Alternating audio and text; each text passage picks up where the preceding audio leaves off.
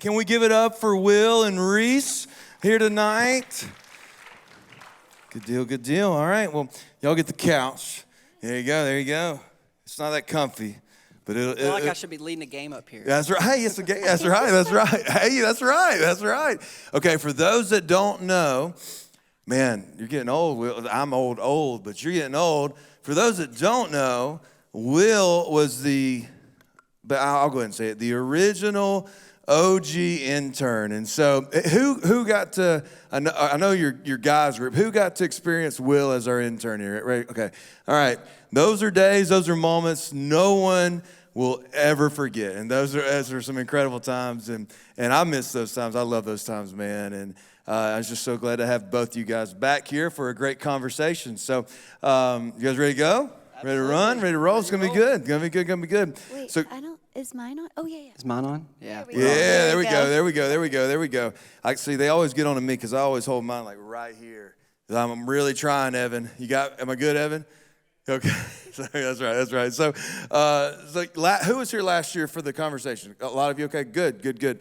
Well, last year we had Reece. It was just a conversation with Reece, and it went really good. And then, I was like, hey, let's bring Will and Reece up here. And so Reece, last year was the first year we did this. It was a great turnout, great response. And so, what is one big thing that has happened this past year that has had a positive impact on your walk with the Lord? That's good. The past 3 years were extremely unexpected for my life, I think for Will's as well. And as believers, we know that we serve a promise-keeping God, and there's no fear within our future because He knows all things. But I think the past year, I've really have leaned into trusting Him and His plan. That is, obviously, again, as believers, we know that. We know Jeremiah 29:11 for He has good plans for us, and He knows those plans. But I think I've really have leaned into I have to trust Him and truly surrender my entire my career, my life, our marriage, everything, all to Him. And that's something I've really leaned into this past year. That's so good. And that's, man, when you say, look at Romans 12:1, and you said Jeremiah 29:11, Romans 12:1, Paul writes, hey, I urge you, brothers and sisters, in view of God's mercy, to offer your bodies as living sacrifices. And you hit perfectly on that, where every part of your life, right, is the Lord's. And even this opportunity you guys have been given, and we'll dive into that in a little bit too. But man, and it all goes back to the Lord gave you a platform and you a platform. And you've used it so well for His glory. And Will, last year, it was just Reece up here, and now we got the dynamic duo, and I think that's what everyone sees. They see the dynamic duo on social media, and they see, the high moments and the moments of, hey, it's just us two conquering the world and conquering life together, and you both were thrown into a situation, a positive situation, positive platform on social media, but also as her husband and as this leader that the Lord has placed you in a leadership role.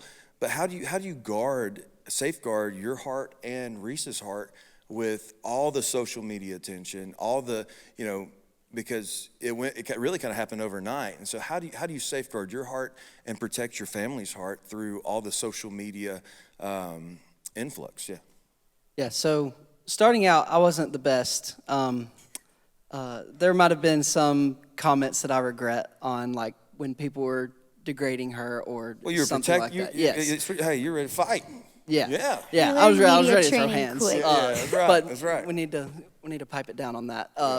But like our careers now are completely like social media, and like all you hear about is like social media being like a bad thing. And in some ways it is, and in some ways it can be turned into something great. And when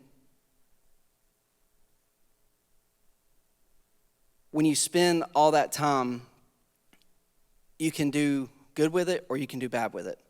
And we have to, like, safeguarding our hearts, we have to put like timers. Like if you go on Reece's phone after like 6 o'clock, it probably has like a timer. You have to like press an app and then ignore.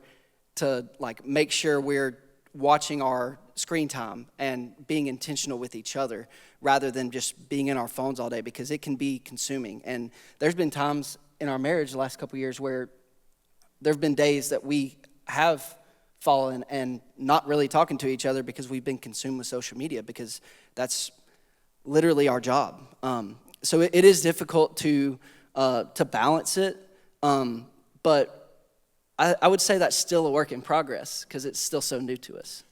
I would say too, one other thing is like those like timers, and I'm sure we all have like limits on our phone or whatever that looks like for us, but practical tools for us too. We learned at a very, very early on with the whole social media influence and impact that we had was there are resources and platforms out there that are really negative, and so we had to be extremely obedient and set those boundaries of not going on different platforms that are just expressing very opinionated things about us and who we are, and that's very worldly, and so we had to really kind of set some rules for both of us, and I think both Will and I keep each other accountable when it comes to the other influence of social media that's out there.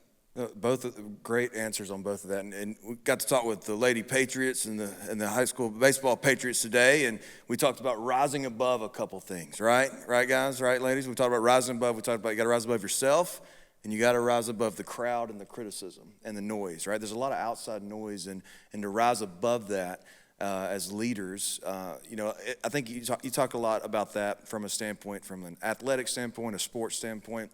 But for you now, like the noise is on all the other social media platforms that spew negativity, and so rising above that as a couple, as a family, man, that's so key. So no, that's good. That's good. Well, the next question is really for both of you, so you can both take a shot at it. And so, from a leadership standpoint, we look at it as influence. John Maxwell says this: leadership is influence, nothing more and nothing less. Your ability to influence a group of people or one person, that's literally what leadership is. And the term you both would be labeled as now is influencers, right? That's the term.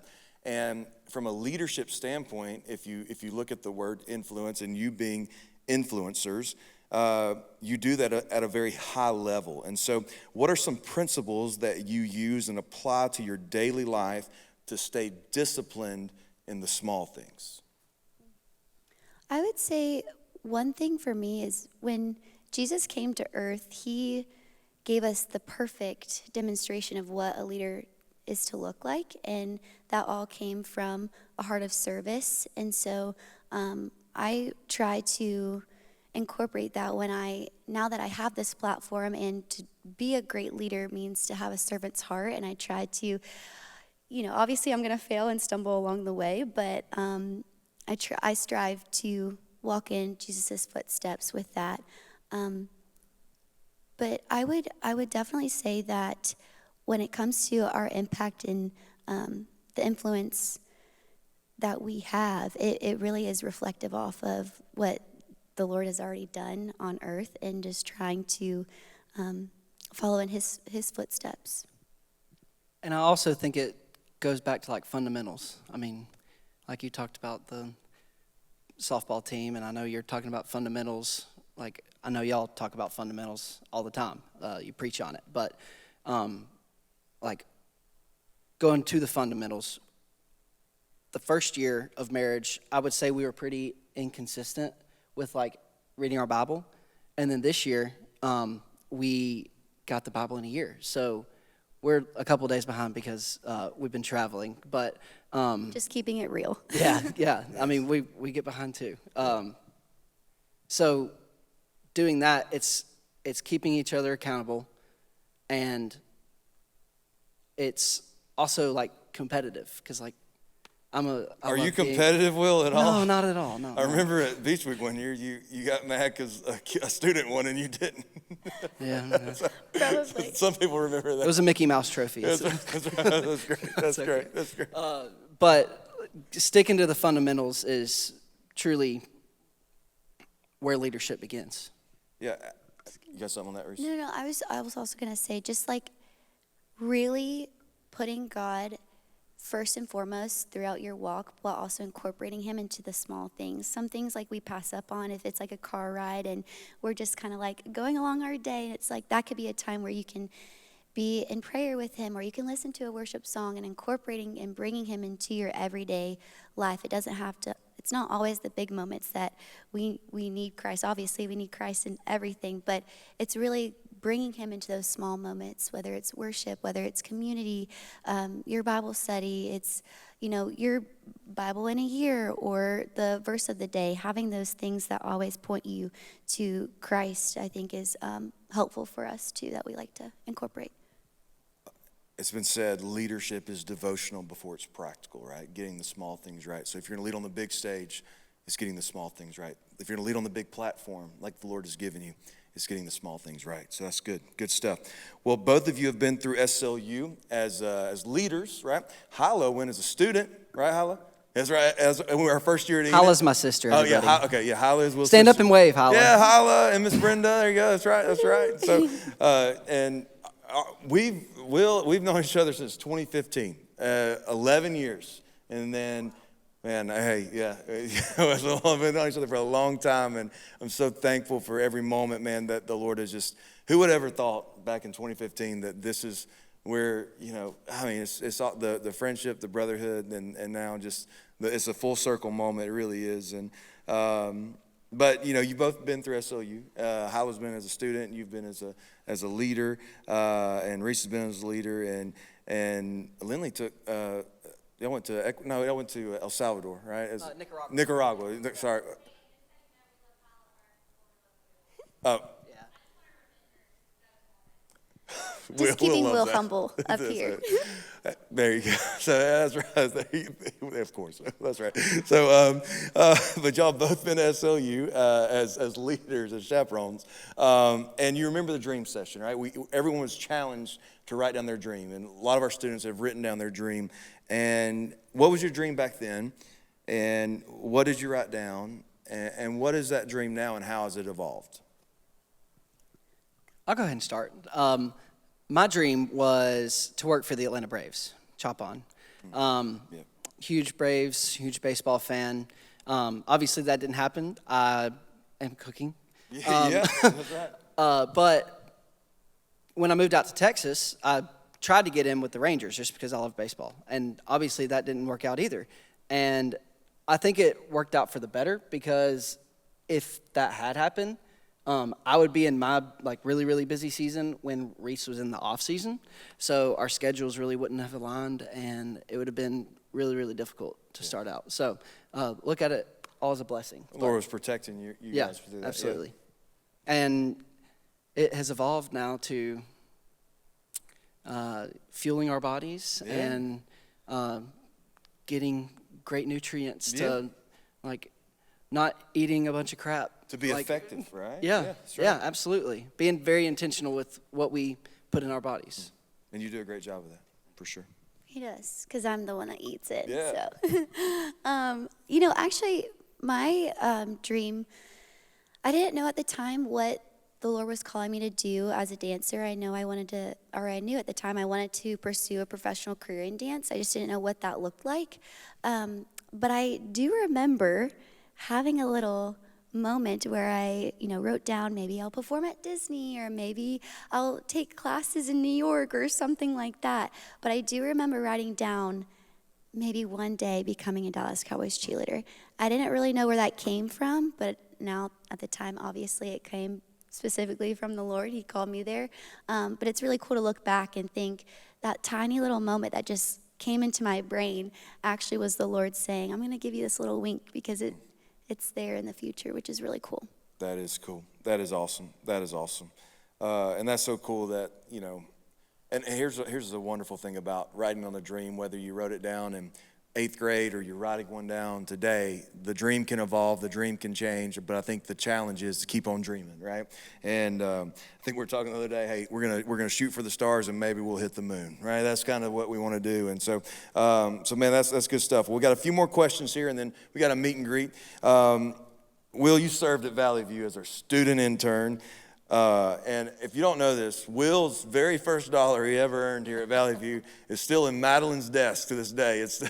Madeline said, "Yep." She said, "What is this?" I said, "Well, it's Will's very first dollar he ever earned here at Valley View." And so it's Very symbolic. very symbolic, and it's just, I think everyone that sits at that desk is just a challenge. So hey, we got to keep pressing on. That's right. So Madeline like hits the, how football players will hit the wall. Madeline hits the dollar bill every day she walks in for work. So that's good stuff. But you served starting in the fall of 2018 through your senior year of college. What is one memorable moment that you had? It can be anything, and remember, we're recording, so be careful on some things. But what was one thing that you remember that was just a memorable moment for you as our student intern? I remember all the times that Jordan locked me in a room and made me watch her wedding video. That was quite a few times. Yeah. But That's great. probably that because being a leader, I went to SLU 101 and then like the next week SLU 201. Wasn't that a great trip, was by the way? awesome. That was a That great was trip. awesome. Yep. If you're a student, you have to go 101 and then the next year 201. Yep. And being able to do them like back to back with it so fresh on your mind, it was really cool experience. Yeah. That was, you got to experience it in a very unique way, and that was rough. That's one that we were running, and now we've got the rotation, which is great for everyone, for me, that's right, but also for our students too. But yeah, those were some great times, man. The moments that you're there, and then speaking of SLU, they said this: you'll be the same person you are today in 5 years, except for what? The people you meet, the places you go, and the books you read, right? And so my challenge is, hey, I'm going to take you places, we're going to meet people, and we're going to dive into some books. And so you got to experience that not only as a student, but also as our student intern. And man, you always did a great job. And man, it's just good stuff. So our senior guys here, you were their Bible study leader, and they're about to graduate. Yeah, and so man, feel old. Hey, it'll make you feel older. That's right. And then it's just so cool to see where 2018 was, and now look at you and look at you guys. So the Lord is so good. All right, well, I think this is a great question. We've had some people drive a long way here to hear you guys, and I think this is a really good question to ask you guys. So, Reece, as you and Will started dating, because I remember these moments because we were having conversations. I think you started living with us at this time, and I remember the first day we all met, and Boone came to the house, and it was on 27th Street, and so. But I remember all these little moments. But as y'all were starting to date, what was that process like, and how did Will go about asking you out on your first date? Well, Will and I feel like Will and I both, like, this was very new for the two of us, just because we really didn't date before dating each other. So we were kind of learning together. But Will, okay, so to back up, some of y'all might know this story, but some might not. But Will and I technically, I guess, laid our eyes on each other. The Tennessee-Alabama basketball game, my freshman year, his sophomore year. And I had like this little interaction with Big Al, our mascot, and a little boy. He wanted to get like Big Al's attention. And so I was friends with Big Al, and I got him over, and I saw the little boy who wanted Big Al's attention, and we just kind of had like a little threesome interaction. And Will told me a little bit later, once we started to date, that he'd watched that interaction. And I think that's so sweet and just so cute. And my first, not interaction, but moment of seeing Will was he was yelling at a ref so He deserved loudly. it. And I was like, this guy is the most passionate Alabama basketball fan I've ever seen in my entire life. And his side was just so sweet, and I'm like, ooh, this guy is like really passionate. But Will followed me on Instagram that night, I think, and I saw that he had a lot of mutual friends that I had, and I was like, okay, like these are good people too that follow each other. So I'm like, all right, maybe he's not super angry at a ref all the time. And the rest is kind of history. We went to another Broken Egg. That was our first date, and then the pandemic happened, so it was kind of this like weird moment where we just kind of kept in contact and didn't really know what life was going to look like after that. But when school opened back again, I was going to my sophomore year, Will was going into his junior year. He introduced me to his family. He introduced me to Taylor and Lindley, and just so many things fell into place. And that's kind of like a really long-winded answer to to tell you how we met, but that's kind of how everything fell into place, and the rest is history.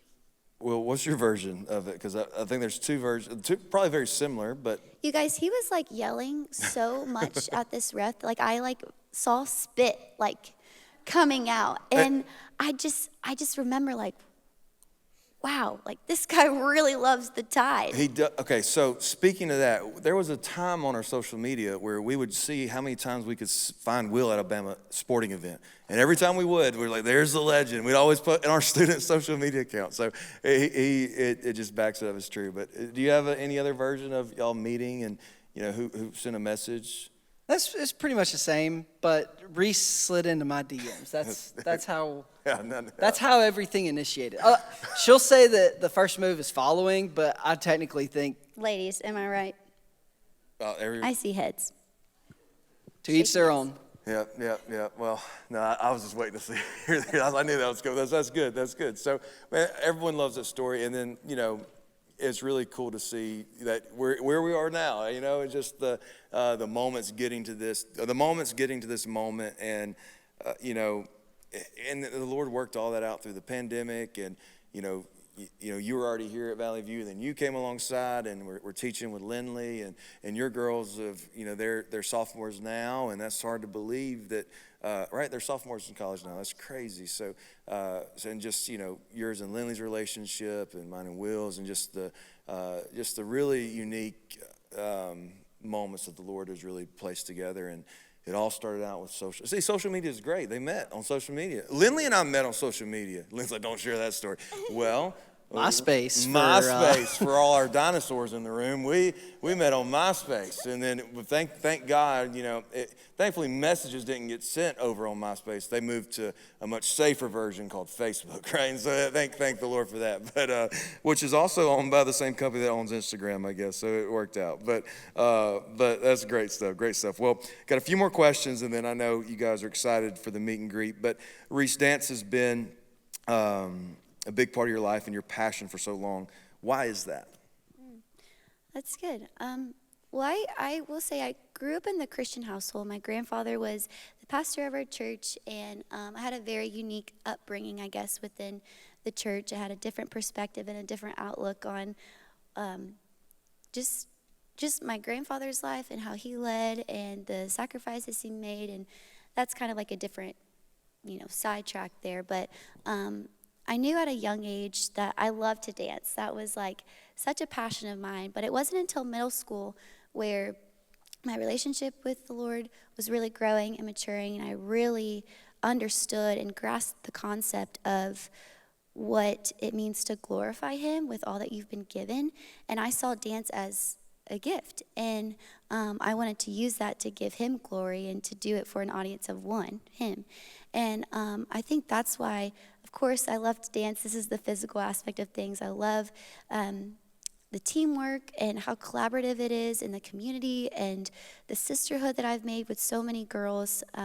Those are all great things, but when you get down to the main point, it's such a sweet sign and way of worshiping Him. And I think that's why I have fallen in love with dance so deeply, because it is an act of worship. And that's just why I love to dance. I love that. And it's not necessarily the words you sing, it's the life you live, right? And dance is a part of that.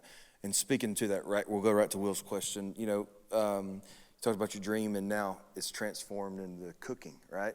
And we're grateful for it. Anytime you're at the house, we'll take a meal from Will anytime, right? Meals from Will. They may have that. Hey, look, hey, you heard it here first, guys. So there you go. So, with your cooking on TikToks and Instagram Reels, they've done really well the past few years.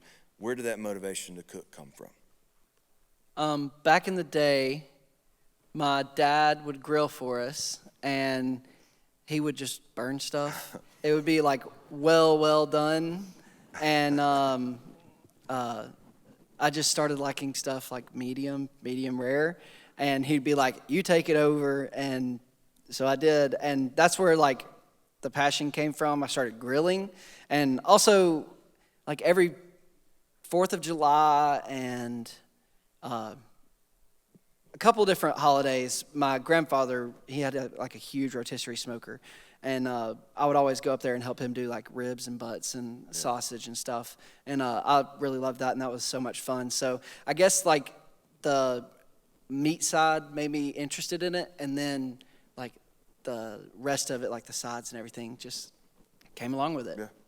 Well, get back to your intern days when we'd get to our barbecue plate sales and stuff. So we got a front row seat of that. I was like, man, Will knows all about this stuff. I was like, hey, Will knows how to smoke all these Boston butts, and we had a lot to smoke. And so And the hams too. And the hams too. Yeah. We may bring those back. Man, those were good hams. So and those were all great times. But yeah, so using that and again, using your passion for the glory of God. So students, I would challenge you tonight to really dig deep and say, hey, what is the Lord instilling in my heart? Whether it's dance, whether it's cooking, whether it's teaching, whatever it may be, how can you use that for the glory of God? And I got 2 more questions and we'll be done. And so social media has been a great asset for both of you. How do you steward that responsibility with the platforms that God has given you? How do you steward that well? And we kind of asked that at the beginning, but if you want to hit on that one more time, I think that'd be great. I would say like a pastor is responsible for his congregation. We feel a little bit of responsibility for the people who follow us. That's a great answer. You're not gonna, like, everybody that comes to church isn't a believer. Not everybody that follows us is a believer. Some are exactly the opposite. And if in my content, when we pray before we eat, if that plants a seed. Small discipline. Yeah, the fundamentals. If that blooms into something great, amazing. If it doesn't, it's a seed. And that's the intentionality, right? Even the small things. Yeah, good stuff. I was going to say, right along the line of that too, is I had no expectation of what my social media was going to look like. Even before DCC, I knew the significance that social media and your words and the things that you did and posted online have such an impact on someone. And so even before, the amount of followers that we have now, I knew that I had a responsibility, and I think I take that that pressure, at least now on this side of it, with a larger audience, that pressure that I feel is such a blessing, because I know that that's the Lord working through me, and all I have to do is just at least plant one seed, and that to me, that's what we're called to do, is to lead people to Christ. And so I think that, yes, there is pressure within what you do, what you post, what you say, but I think it's such a blessing knowing that the Lord is going to use you to reach other people.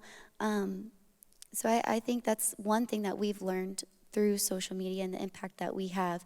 But we hope that we can be stewarding it super well with showing our authenticity, our vulnerability, and hopefully for people to see that they're seen and that they can feel seen, really, is just with the things that we post and the things that we do. I'll say another thing too. Ladies in the room, I feel like a lot of times when we look at social media, we're looking at the picture perfect someone who has the hair, who has the makeup on, who has all the things, right? And of course, that's cool, but those are all worldly things. And when I've seen so many big sisters in my past who have posted things where they're just having a good time. They might be in scrubs, no makeup, and they're just so filled with the fruit of the Spirit. That is what I pray and hope that I can portray on my social media, so that people can see, just feel relatable, and not that someone is on this pedestal. And I just hope that people can feel loved, and people can feel like they have a younger sister, big sister, and a friend within our social media platforms. It's great stuff. And I think everyone in the room that knows you and everyone in the room that has driven, I know we've got some people that's driven a long way tonight, would agree with that assessment for sure of you guys and using your platform well. Well, I'm going to ask you to just do one thing before we go, and we're going to head out here for the meet and greet opportunity. So we got middle schoolers, we got high schoolers, we got college students, and we got young adults in the room. What is one word of advice that you would give this next gen room? I'd say. So Will, you start, and Reece, give us the closing. One thing you would, or your middle school self, high school self, what's one thing you would tell them right now? I would tell Reece to buckle up. But, hey, yeah, that's right. That's but good. I'll have a different answer. If you want to go first. Stay the course. Like middle school, like you had a huge impact on me at Enon, and that's when I started really like believing and being obedient, and like from there on, was surrendering my life. There was times that I failed, there was times that I drifted off, but middle school self, I could tell myself to stay steady, stay the course. Well, man, that's good. And you obviously had a big impact on me, because I remember when Lily and I found out you were coming to Alabama, I said, hey, I'm going to go recruit Will. He's going to be our intern. And she was like, how are you going to do it? I was like, well, Pastor Russ Quinn asked me to speak at an event in Morris. And I said, I'm going to find him there. And when I say, hey, you're going to be my intern when you come to Alabama. And sure enough, he has been. And I love Will and known him since 2015. And I'm thankful for that moment that we met and moment that we've been able to invest in each other. But if I've had an impact on you, brother, you've definitely had an impact on me. So good stuff, man. Yep. All right, Reece, go. There's so many different directions I feel like I could take in this moment. So hopefully, like, the Lord is going to touch at least one of y'all in the room with what I'm going to say. But no matter where you are, no matter where the Lord places you, you are called there on purpose for a purpose. And I hope that gives you all encouragement as you walk into the next phase of your life. I know for a lot of us in the room, it's really scary when you don't know what your future looks like, but you know that you can trust your unknown future to a known God. And so I just think that the biggest piece of encouragement I would give to myself, biggest piece of advice I would give to you all today is just to know that you are called wherever you're supposed to be on purpose for ultimately His glory and for your good too. On purpose, for a purpose, for the moments that we've been given. Guys, can we show Will and Reece how much we appreciate them for being here tonight? So that's good stuff.